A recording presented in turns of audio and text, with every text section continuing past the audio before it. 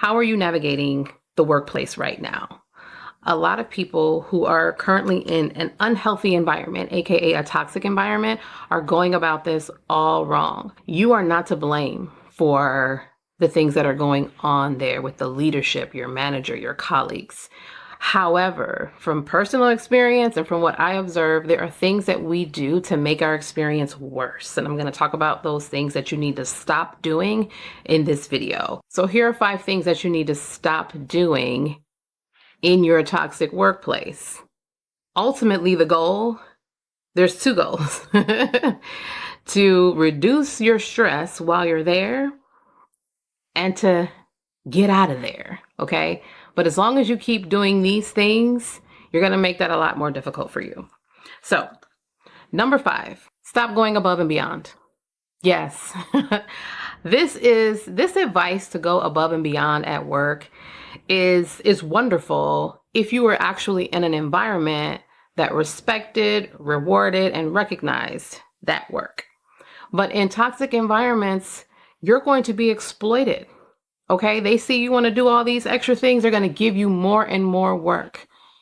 You know, you are going to make, some people are going to end up being threatened by you because of your skill set. So I think that you need to pull back and you need to look at your job description and you need to do what's on your job description. Make sure you set very clear boundaries. Get in there when you're supposed to get there and leave when you're supposed to leave. I don't know why you would want to do more in an environment that takes advantage of that, which is going to just stress you out and you're eventually going to get burned out anyway. Save that behavior for a healthy environment. Number 4, stop trying to build these genuine friendships, okay? Trust is going to be an issue in this environment.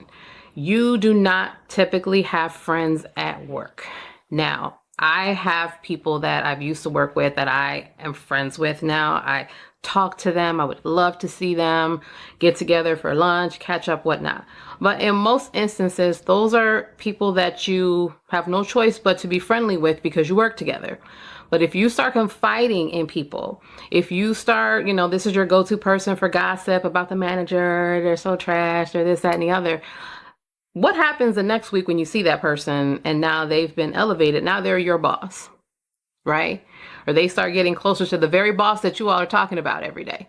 So be very, very careful. Keep things very surface level. You don't have to share any deeply personal information about your life when you go to work. Just do your job and get on out, as I mentioned previously. Number 3 is feedback. The feedback that you provide might not be necessary to provide in these types of environments. Now, if you were in a healthy workplace, I would say, yes, share information with leadership. Let them know, I don't think that, worked well. Here's how we could probably do it differently or things like that. In these environments, leadership is often very insecure, and any feedback, if it's good feedback, constructive things that could really help them grow, they're going to view it as criticism. So then they might retaliate against you. You might have challenges just because you shared valuable information, but the environment doesn't really reward that. The environment doesn't welcome that. So I would think twice about what feedback you give, how honest you are. Think about those employee surveys. They're supposed to be anonymous. They should be. Sometimes they are not. I've had managers who try to find out who said what and get upset about it. So in these environments, really think about, is it worth sharing, or can I just not say anything about something that, I don't like to see happening? Not if it's someone's being abused or anything like that, but I'm talking about like policies and procedures. Like, if it's not that serious, let it go. The next thing is expecting things to be fair.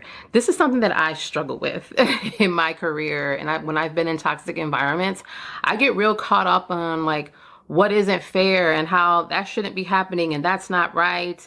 And again, I'm not talking about the way that people are being treated in terms of like any sort of abuse or unethical practices.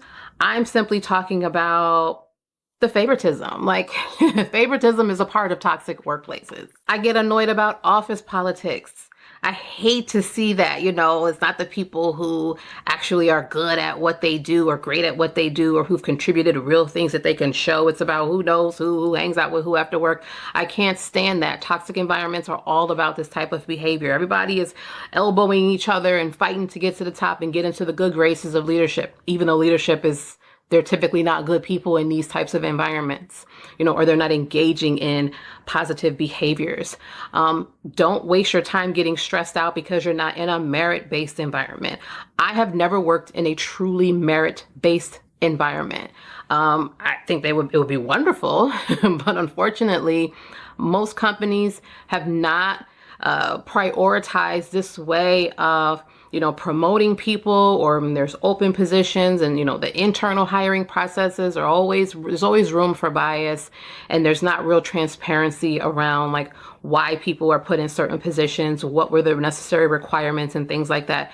Do not waste your time, your energy being bothered about these things, because guess what? Your environment, if it's toxic, if it's unhealthy, it's not going to be fair. Accept it and let it go because you're focused on something else, which is getting out of there.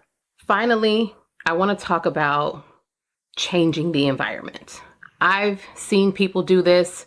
I have even attempted in my own way to do this. And what this means is you think that you can do things, put in some changes, be a certain type of person that's suddenly going to magically change the entire culture at that company. This is not going to happen if the leadership is not bought into this happening. If your leadership doesn't believe that there's a problem, they're not going to change anything. They'll change staff, meaning they'll get rid of you for trying, but they have to look at themselves, and they have to take the lead on acknowledging that there's a problem in the culture and wanting to change that. If they're not going to do that, then there's nothing that you can do. So you have to be mindful about that. And I need you to direct your energy onto your exit strategy, how you're going to protect your energy, protect your peace, and then get out of that into a better space. You don't need to waste time. Look, I think we all contribute to the culture. I think we all, if we get caught up in gossip and all the backstabbing and we start becoming like the toxic environment, we're part of it then, right? And you can become a better person. Like, you can be the positive person. You can show your manager what a real leader looks like, but you're not going to change the whole culture on your own. Your leadership has to be a part of it. So keep that in mind. Focus on your long-term goals, but in the short term, let's reduce your stress and let's figure out how we're going to get you to a place where you feel confident and you have the self-esteem necessary to get out of this environment. Let me know in the comments what you've learned working in toxic environments, and hopefully you're in a much better place.